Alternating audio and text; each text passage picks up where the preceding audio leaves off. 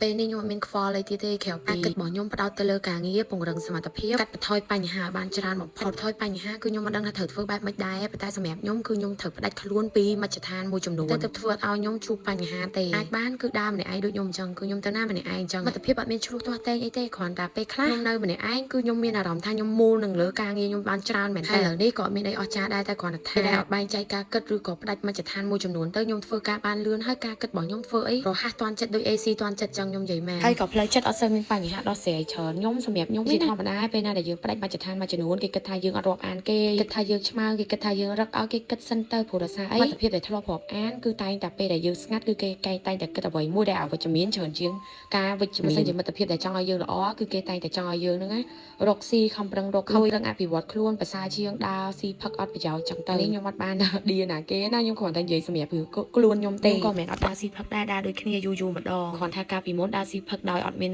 ចំណូលទេគឺដើរស៊ីផឹកសុទ្ធហ្មងងើបឡើងគឺចាថេធើលេ